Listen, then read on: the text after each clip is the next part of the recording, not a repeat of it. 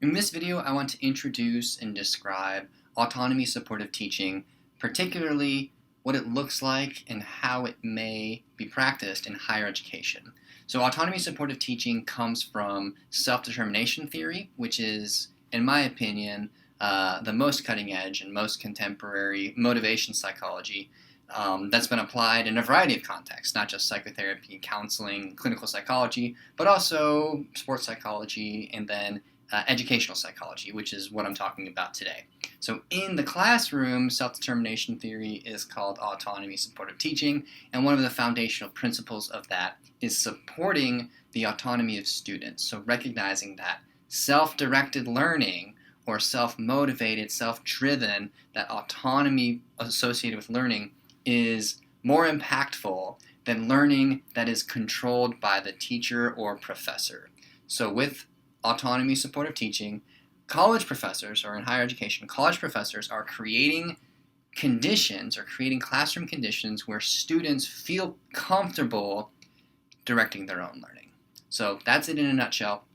There are 7 strategies as of now. In the past, there were 6 written about by educational psychologists and autonomy supportive teaching scholars, but in the most recent books and articles, there are 7. And so here's a diagram that I'm taking from my book that's coming out later this year on autonomy supportive teaching in higher education that outlines the 7 strategies. And right in the middle of this diagram, you will see strategy 1, taking students' perspective.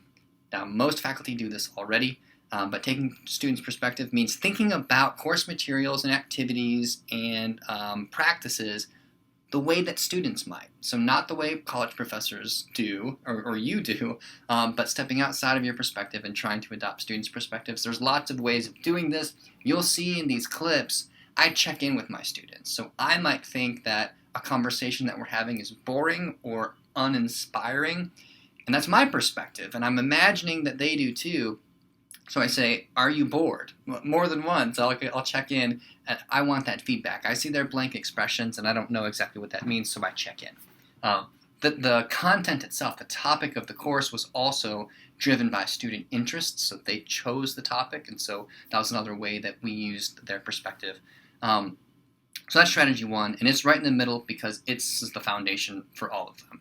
Strategy 2, inviting students to pursue their own interests. This happens whenever a professor says something like, you get to choose what area of this topic that we study, like any suggestions or any comments, any proposals, or if you take a vote.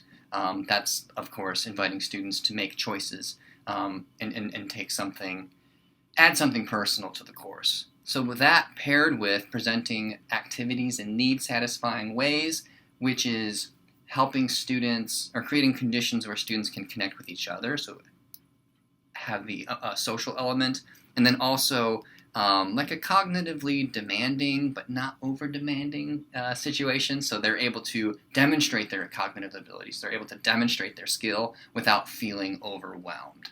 So like having a nice tension in terms of difficulty level. And again, checking in with students, making sure that, okay, you seem overwhelmed, let's back it up, or this seems boring, let's make it a little harder. Those together are ways of helping students pursue intrinsic motivation. The following 4 strategies are what's called internalization. So not intrinsic motivation, but internalization of behavioral regulation. So it's not coming from inside the students, but the students still feel driven to do something that the professor is asking them to do. And so those are what are featured quite a bit in the clips that I'll be sharing. And so those are providing explanatory rationale, and I'll go into more detail about these in a minute. Acknowledging negative feelings, relying on invitational language, and displaying patience. Now, in these clips, I don't have a whole lot of opportunity to display patience because we were in sync. I would ask a question and students would respond right away. There wasn't a lot of downtime, but in a few instances, I would ask a question, or students would ask each other questions, and there would be a few seconds of just quiet. And I'm perfectly comfortable with that, but maybe if you're the instructor and you're facilitating class, you might think oh my god, no one's saying anything, I better jump in and save the moment. So I never felt that kind of discomfort, but it does happen on occasion. I just don't have an example from these clips. All right, clip one, I'm going to take these one by one. In clip one, I think in this example, I introduce homework. And so I have a handout that I've created. I just typed it up before class. And it's some questions to think about for the next time that we meet. And so there'll be a week between this class period and the following class period, or the next time we'll have this discussion. And I'm very ambitious personally, and I like to hold my students to this high standard, so I say, like, here's my vision. And so I describe what I would like to see happen in a way that is invitational and non-controlling. So I don't say, here's what you must do.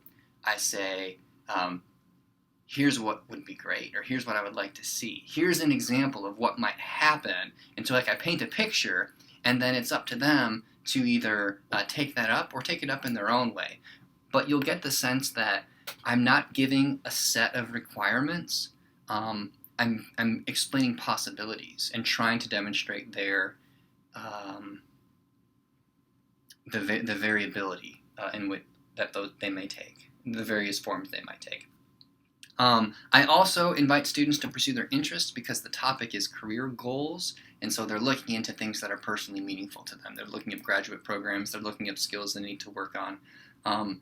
I also try to take students' perspective, and so when I introduce it, I say, here's why I think you'll like it. Here's why I think you'll be motivated.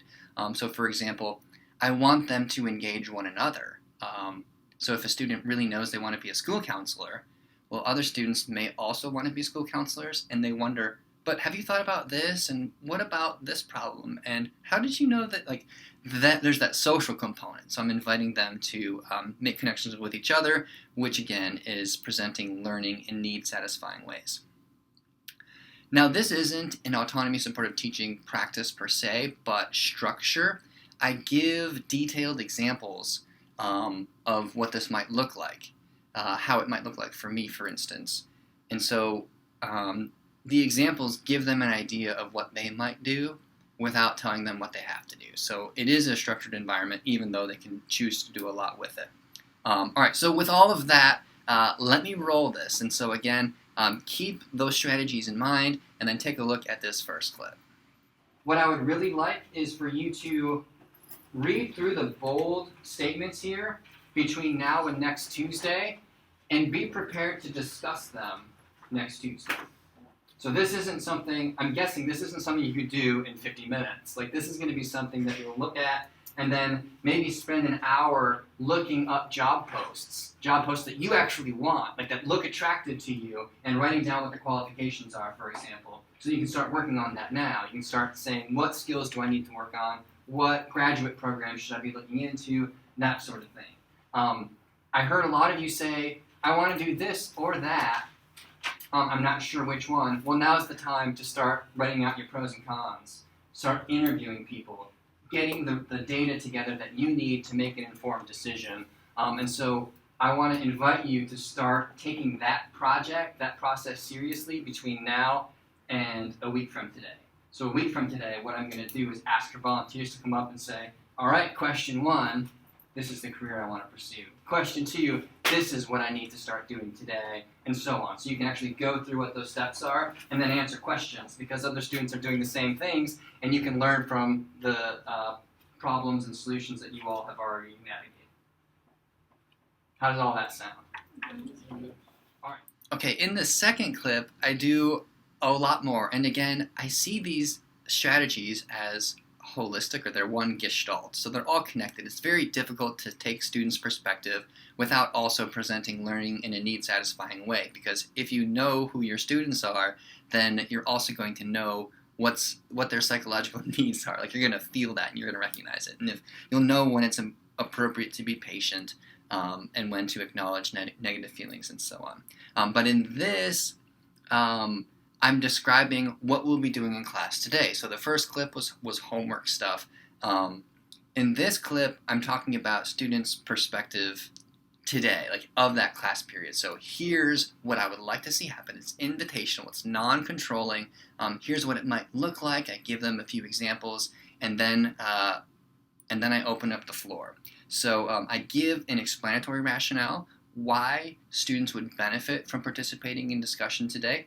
I invite them to interact with each other, so I create a scenario for them to have their psychological needs satisfied. And of course, I invite them to pursue their interests, which they chose their goals for the course. So here is a second clip. Take a look at, I guess as you watch this, keep those strategies in mind and try to recognize when they're happening. What I would really like to do today is have volunteers come up. First, volunteers who already know what you want to do and have an idea of what that process looks like, because I would like for students to have the opportunity, Brandon, I would like for students to have the opportunity to ask you questions. So if you already know what you want to do and you already have those steps figured out, I want students to be able to say, how did you know that's what you wanted to do? Or when did you know that was what you wanted to do? And do you ever ask this sort of question, like you're worried that maybe you're going the wrong? I want you to be able to ask the questions that you actually have. How does that sound? Is that a cool way or an okay way to spend class today? Do we have, or do you want me to go first, actually, since I have a career? All right, so let me give you an idea of what I had in mind. Okay, in this third clip, it's very brief. But I wanted to provide some sort of an example of what it looks like when you acknowledge and accept a student's negative affect. Now this is just a really brief moment, but it never turned into anything because I was so prepared to see the student where they were, or in particular where she was. So a student raised her hand to share, and I said, come on up and share in front of the class, because in my mind, they were going to be the teacher, and they were going to be addressing everybody. But the student immediately was deer in the headlights, so I saw that, and without even thinking, I just said, would you prefer to sit? Why don't you stay there? And so it was there was no break, but it would have been very easy for me to say, you should come up. If you want to learn how can you learn to have authority if you can't stand? I could have guilted her into doing something. I could have insulted her, or punished her, and she would have done it and been really nervous. And students get really nervous public speaking because we do all of that stuff. If they were free to address the class, and eventually they realize, I feel like students could hear me better if I was up front. Is it okay if I came up front? And then they would kind of solve that problem on their own. This student was able to speak. I didn't include it in the clip, but this student was able to speak clearly and enunciate well, and she wasn't terribly nervous, but if she had been in front of the class, it would have been a whole thing. So take a look at that. All right, well, I don't want to spend the class period talking about me. Is there any student who feels like you know what the next step is for you? You're confident of what the next step is? That was the first most confident hand. So come on up. Are you not comfortable coming up? Okay, that's fine. Then where you're sitting from, why don't you tell us about your career, the career that you have planned, how you know. Okay, in this last clip, I do this probably too much, but I checked in with the entire class because I could feel the energy starting to wane, and I was worried that we were going on too long. So I actually did this twice in class, and this I think was the second time. I just said, hey, is everyone still with me? Are we good, or do we need to change pace? And so I could sense a change. I didn't know if that was me or them. It turns out it was me, and I was imagining that they were bored, and they corrected me right away, and then we were able to keep going. And just to get a little feedback, the question I asked just before that, am I right? Those of you who aren't sharing, you're still kind of connected, and this is still worthwhile. Okay, so all of the possibility of boredom is in my head. Just wanted to double check. Josh, when you raise your hand, do you want to share? Yeah. So those are some examples of the autonomy supportive teaching strategies as they occurred in class. I'll try to go through and label things as they're happening. Maybe that'll be a little bit easier.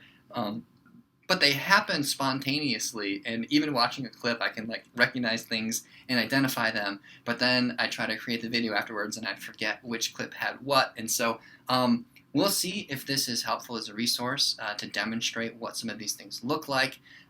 It would be much better if I had multiple perspectives, but I was a little nervous about having a camera on my students because I don't want to make them more self-conscious, and then there's all of like the copyright issues, of showing people's faces, and I cut out a lot of their comments and responses too.